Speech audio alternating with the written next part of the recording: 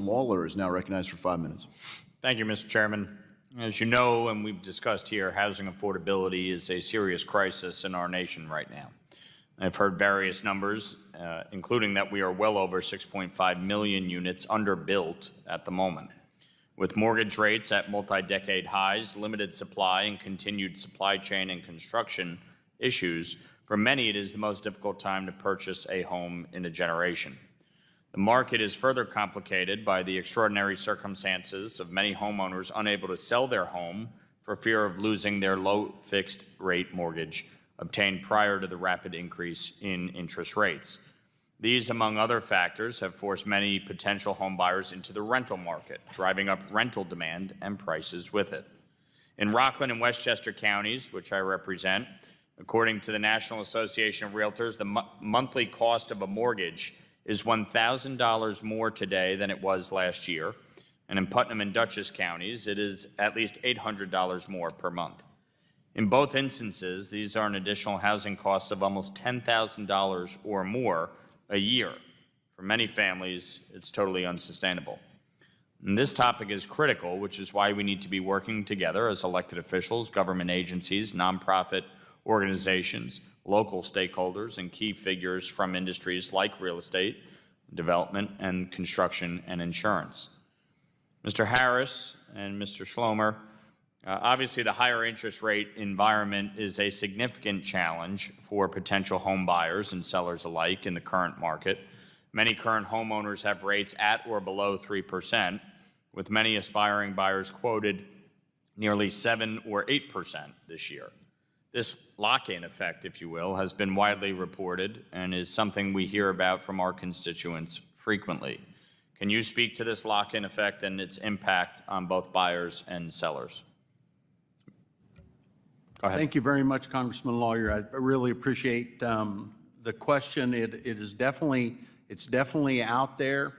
We're seeing the rapid increase in cash buyers, those who have additional cash that can do that, but it doesn't help in the affordable or first-time home buyers, but the lock-in effect truly is stymieing the market. We can see right now the percentage of new homes sold of the total housing market is at the highest it's ever been because no one is putting existing homes on the market, and so we seem to be the only game in town. But again, those rising costs, we continue to encourage those to invest now because we know prices are going to continue to rise and interest rates will go down, or as some people say, marry the house, date the rate, right? Mr. Schlomer.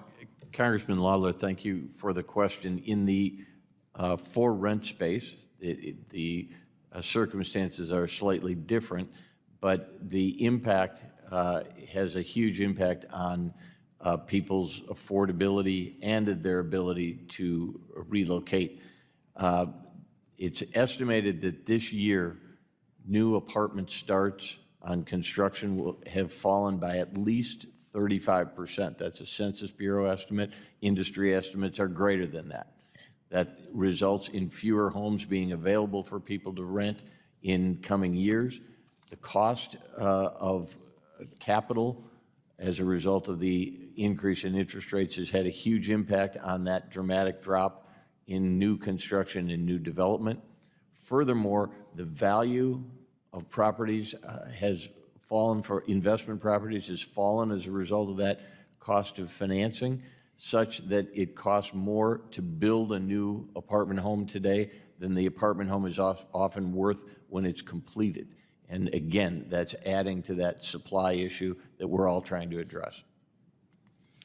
So, basics supply and demand question. Obviously, 6.5 million units underbuilt. I think all of us, Republicans and Democrats, can agree we have not built the number of houses needed to fulfill the demand in recent decades. What impact does increasing demand but not supply have on costs in the market, especially for entry-level housing units? I think we know the answer to the question, which is it drives up the cost, right? So if you have, and we've seen it in the past, we've seen two buyers going after one house which drives up the cost. So if you incentivize a third buyer, now you've added to that mix 3 bidding on the same house. So if we don't increase inventory or build, baby, build, we've got a problem. Thank you. I yield back.